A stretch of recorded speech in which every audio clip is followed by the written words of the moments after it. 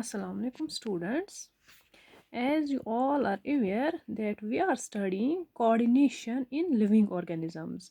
Coordination in plants we have already discussed that, and in case of animals you people know that I gave you a general introduction in our last lecture regarding coordination in animals animals में coordination control कैसे होता है मैंने आपको थोड़ा सा introduction दिया है सिंपल यूनिसेल्युलर ऑर्गेनिजम्स में कैसे कोऑर्डिनेशन होता है I already told you simple multicellular organism जैसे हाइड्रा है उनमें कैसे होता है वो भी मैंने आपको बताया है। अब हमें देखना ये है कि how coordination takes place in developed multicellular organisms. इसके लिए बेटर है कि अगर हम रेफरेंस के तौर पर लेंगे ह्यूमन बींग्स तो हम देखेंगे ये कि ह्यूमन बींग्स में कोऑर्डिनेशन कैसे होता है, how control and coordination takes place in human beings. Dear students, I have already told you that in animals, control and coordination takes place by two main systems. But उससे पहले मैं आपको बताना चाहूँगी ये कि जो कोऑर्डिनेशन है ये एक इम्पॉर्टेंट चीज़ है। It is an important function, ये नेसेसरी है प्रॉपर फंक्शनिंग ऑफ लाइफ के लिए, प्रॉपर सर्वाइवल के लिए। हाउ इट इज़ इम्पॉर्टेंट मैं एक जनरल सी एग्जांपल आपको दूंगी। फॉर एग्जांपल इश कुनविस पकान आसा हम चलते हैं रास्ते में तो समटाइम्स हमारा जो फीट है किसी शार्प ऑब्जेक्ट पे आ जाता है। होता क्या है, जैसे as soon as it comes in contact with sharp object immediately हम अपने फीट को हटा लेते हैं।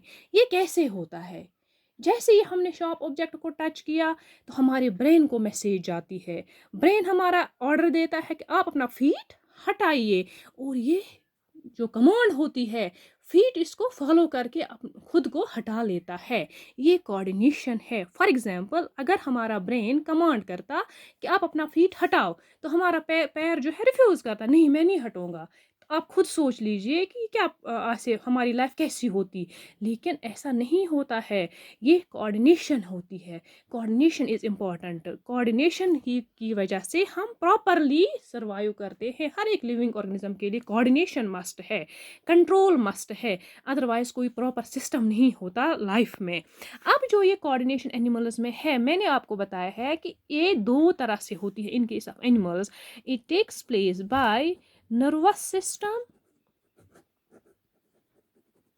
And endocrine system.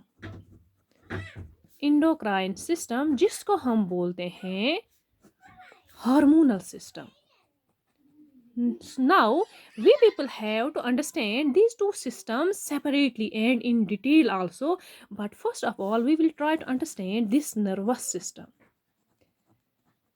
Nervous system. Dear students, this nervous system, system नाम से ही हमें पता चला it may involve more than one, more than two, more than three organs. बहुत सारे ऑर्गन्स मिल के काम करते हैं तभी हम इसको सिस्टम बोलते हैं। अब कौन कौन से ऑर्गन्स हैं, कौन कौन से पार्ट्स हैं जो इस सिस्टम में हिस्सा लेते हैं, तो हमारे नर्वस सिस्टम में थ्री मेन पार्ट्स हैं। थ्री मेन पार्ट्स इसमें हैं, वो क्या क्या है, that is nerve cells, neurons जिसको हम बोलते हैं, nerve cells are there, brain is there, spinal cord is there. ये जो मेन चीज़ें हैं हमारे नर्वस सिस्टम में। अब हमें इन्हें अलग अलग से देखना है। We have to study these three in detail. First of all we will try to understand nerve cells. Dear students, nerve cells को हम न्यूरॉन्स बोलते हैं। न्यूरॉन्स, हम न्यूरॉन को पहले समझने की कोशिश करेंगे।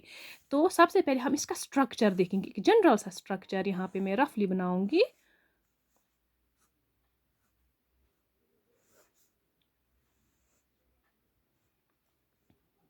न्यूरॉन का जो स्ट्रक्चर होता है जस्ट लाइक दिस, ऐसे होता है। रफली मैं बनाऊंगी क्योंकि टाइम बहुत ही कंज्यूम करेगा। आप अपनी बुक से भी इसको देख सकते हैं। रफली मैं बनाऊंगी।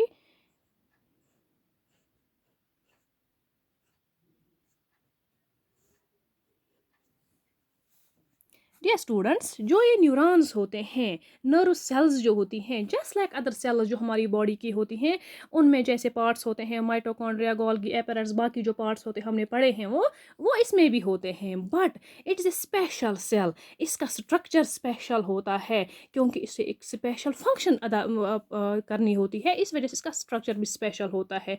अब हम इसे समझने की कोशिश करेंगे। जो ये नर्व सेल है, आप देख सकते हैं कि elongated structure, long structure, fibre like structure इसका होता है कि इसलिए होता है क्योंकि इसे काम ही वैसा करना होता है।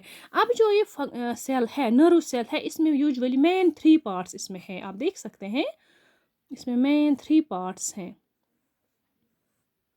एक आप देख सकते हैं ऊपर वाला जो पोर्शन है, this one is called as cell body. इसको सेल बॉडी हम बोलते हैं। और इसमें इलोंगेटेड जो स्ट्रक्चर होता है इसे हम एक्सन बोलते हैं। और यहाँ पे छोटे छोटे थ्रेड लाइक स्ट्रक्चर्स आप देख सकते हैं, इन्हें हम डेंड्राइट्स बोलते हैं। अब ये तीनों चीज़ें हमें अलग अलग से देखनी है। सबसे पहले हम देखेंगे जो सेल बॉडी होती है। स्टूडेंट्स, जो न्यूरॉन की सेल बॉडी होती है इसे हम एक स्पेशल नाम से बुक्स में देख सकते हैं, जिसे हम साइटोन बोलते हैं या सोमा भी इसको बोलते हैं। Cell body of nerve cell, it is called as cyton और सोमा। ये राउंडेड होती है। इसमें जो मेजर इसका जो साइटोप्लाज्म होता है, आपको पता है ये जो फ्लूइड लाइक स्ट्रक्चर इसमें होता है, हर एक सेल में हम इसको साइटोप्लाज्म बोलते हैं। But in case of nerve cells, in case of neurons, this cytoplasm is called as neuroplasm. क्या बोलते हैं इसको? इसको हम न्यूरोप्लाज्म बोलते हैं। ये जो न्यूरोप्लाज्म होता है ये साइटोप्लाज्म होता है नर्व सेल का। बाकी मैंने आपको बताया बाकी जो पार्ट्स गोल्गी एपैरेट्स होते हैं वगैरह, वो सेम होते हैं जैसे बाकी सेल्स में होते हैं। लेकिन यहाँ पे एक खास कैरेक्टरिस्टिक चीज़ होती है इसमें, that is Nissl's granules. Nissl's granules होते हैं नर्व सेल में। Characteristic of nerve cell is Nissl's granules. ये पार्ट्स होते हैं सेल बॉडी में।